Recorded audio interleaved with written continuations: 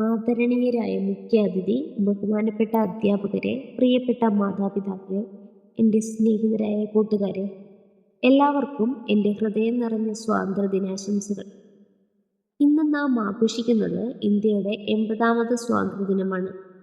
ഈ ദിനം ഒരു ആഘോഷ ദിനം മാത്രമല്ല, അനേകം ധീരദേശസ്നേഹികളുടെ ത്യാഗവും പോരാട്ടവും ഓർമ്മിപ്പിക്കുന്ന പുണ്യദിനമാണ്.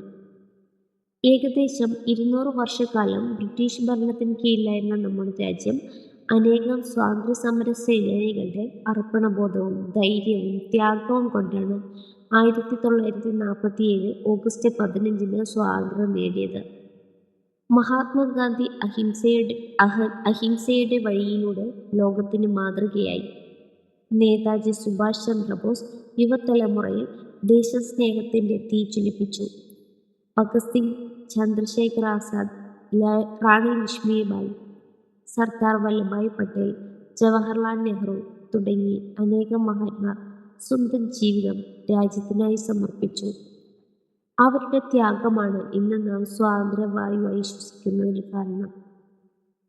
പ്രിയ സുഹൃത്തുക്കളെ, സ്വാതന്ത്ര്യം എന്നത് നമുക്ക് ഇഷ്ടമുള്ളത് ചെയ്യാനുള്ള അവകാശം മാത്രമല്ല, നമ്മുടെ രാജ്യത്തോടുള്ള കടമകൾ ഉത്തരവാദിത്തോടെ നിറവേറ്റുന്നതും സ്വാതന്ത്ര്യദിനത്തിൻ്റെ ഭാഗമാണ്.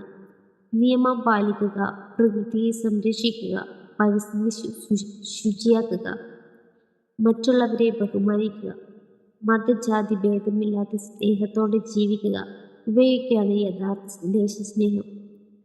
2026 80ാമത്തെ സ്വാതന്ത്ര്യം ആഘോഷിക്കുന്ന ഈ വേളയിൽ നമുക്കെല്ലാവർക്കും ഒരു പ്രതിജ്ഞയെടുക്കാം. നല്ല പൗരന്മാരാകാം. സത്യം, നീതി, അച്ചടക്കം, കരുണ, സേവന മനോഭാവം എന്നിവ ജീവിതത്തിൽ പാലിക്കാം.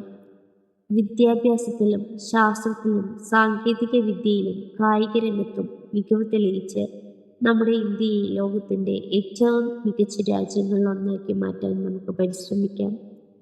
നമ്മുടെ ദേശീയ പതാകയിലെ കേശരി ധൈര്യത്തെയും ത്യാഗത്തെയും, വെള്ള സമാധാനത്തെയും, പച്ച സമൃദ്ധിയെയും പ്രത്യാശയെയും ഓർമ്മപ്പെടുത്തുന്നു. നടുവിലുള്ള അശോക ചക്രം എന്നും മുന്നോട്ടുള്ള പുരോഗതിയുടെ പ്രതീകമാണ്. നമ്മുടെ സ്വാതന്ത്ര്യ സമര സേനാനികൾ ജീവൻ നൽകി നേടിയ സ്വാതന്ത്ര്യം സംരക്ഷിക്കുക എന്നത് ഓരോ ഇന്ത്യക്കാരൻ്റെയും ഉത്തരവാദിത്തമാണ്. നമുക്ക് ഐക്യത്തോടെ മുന്നേറാം. ശക്തവും സമാധാനപരവും വികസിതപരവുമായ ഇന്ത്യയെ വാർത്തെടുക്കാൻ കൈകോർക്കാം. രാജ്യത്തെ സ്നേഹിക്കുക എന്നത് വാക്കുകളിലൂടെ മാത്രമല്ല, നമ്മുടെ നല്ല പ്രവൃത്തികളിലൂടെയാണ്. ഈ മഹത്തായ ദിനത്തിൽ എല്ലാ സ്വാതന്ത്ര്യ സമര സേനാനികൾക്കും ആദരാഞ്ജലികൾ അർപ്പിച്ചുകൊണ്ട് എൻ്റെ വാക്കുകൾ ഞാൻ അവസാനിപ്പിക്കുന്നു. എല്ലാവർക്കും ഒരിക്കൽ കൂടി ഹൃദയം നിറഞ്ഞ സ്വാതന്ത്ര്യദിനാശംസകൾ.